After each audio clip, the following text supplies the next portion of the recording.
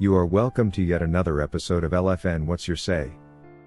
The #1 listening show where we discuss real issues with real people like you. We are still featuring R. Kelly.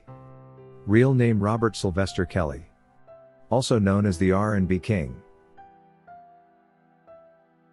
It's one thing to wrongfully impose restitutions on R. Kelly. But it's also another thing to charge a monthly interest on this bounty.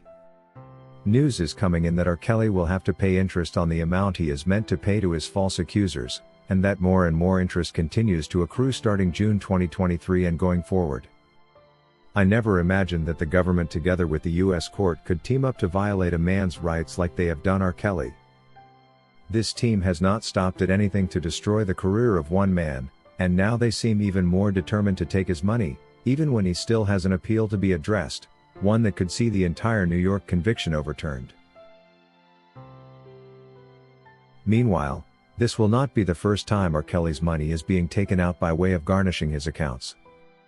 The story of taking out R. Kelly's money started when the Brooklyn federal judge Ann Donnelly, who is renowned for the exorbitant sentence of 30 years she slapped R. Kelly with, ordered that a total of approximately $28,000 be taken out of his prison commissary account where it had been donated by his fans and supporters to help him while he waited in prison. Indeed, that amount of money was successfully taken out even if R. Kelly's defense attorney Jennifer Bonjean says the move by government and court was illegal, considering the defendant had not declared bankruptcy or failed to pay the outstanding restitutions. According to Bonjean, forced garnishment of defendant's account is only applicable by law if the defendant has been determined to have failed to pay. It's rather disturbing to learn that this wrongfully sourced money in form of restitutions for non-credible witnesses will also accrue interest by the month, a move aimed at making life even more difficult for R. Kelly than it already is. It's no wonder Chicago Judge Harry Leinenweber, who was able to see through the shady accusers, decided R. Kelly would not be charged further restitutions from the second trial, when he chose to recognize that R. Kelly is indeed not earning after his music was muted, and that he had already been charged excessively in New York where he has to pay over $500,000 to an equally lacking assembly of accusers. Of late we have seen a declaration by the Assistant District Attorney of the Eastern District of New York in support of the order of garnishment, reporting on how it has proved complicated for them to take out R. Kelly's money from Universal Music Publishing Group, which claims not to have any additional assets for defendant R. Kelly than what they have already declared. Remember, the total amount declared as available is approximately $1.5 million, but the individuals who expect payouts are quite many, with R. Kelly's former studio landlord also in queue expecting the lion's share, estimated at $3 million, which is twice the amount available. Also to note, not so long ago we saw Jennifer Bonjean's call to have the automatic win by an accuser known by the name Heather Williams that was issued against R. Kelly during the time he was detained and denied bail, and also suffering COVID-19 restrictions which could not allow him attend court sessions. Despite the knowledge of what was causing R. Kelly to miss court, the judge and accuser Heather Williams went ahead to arrange the issuance of an automatic guilty verdict against R. Kelly, a move that shows just how much R. Kelly has been prejudiced in this country of ours. And as if that was not enough, the judge went ahead to award this same woman restitution slightly over $4 million, which R. Kelly was to pay but was thankfully cancelled out when this bogus and kangaroo court judgment was overturned. This kind of extortion, aided by the very same Department of Justice supposed to protect the law, is what R. Kelly has been dealing with over the years, and they are simply climaxing it with this restitutions program that has seen R. Kelly's commissary already garnished, and now his royalties right in target.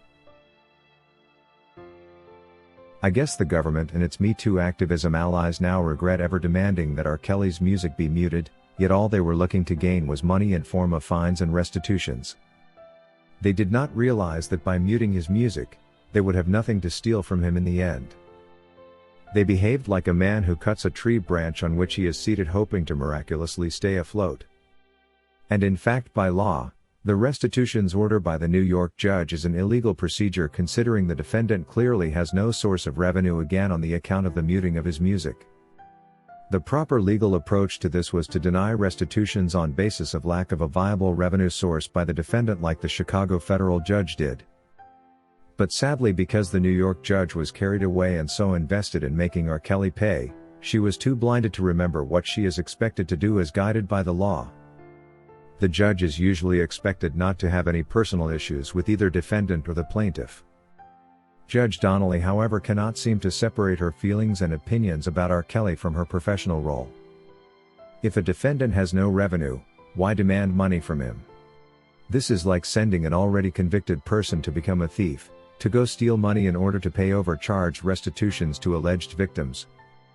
It's comparable to asking a man to share property beyond what they own in a divorce, just because the judge feels he was wrong and deserves to suffer. Real justice should not care whether restitutions are paid or not. Real justice is not always about the money. What we saw in New York, therefore, was a total hijack of the laws only aimed at extorting the defendant. Simply demanding more money than R. Kelly has, yet his revenue streams were closed off by the very same accusers, makes the entire process cease to be an attempt to find justice but a form of harassment and torture on the defendant, which should not be acceptable. It's rather strange to learn that the government is now computing interest off the said restitutions, as if to say they kept the money with him but he is simply refusing to pay it back. This move is just meant to sabotage R. Kelly's efforts, but he won't back down.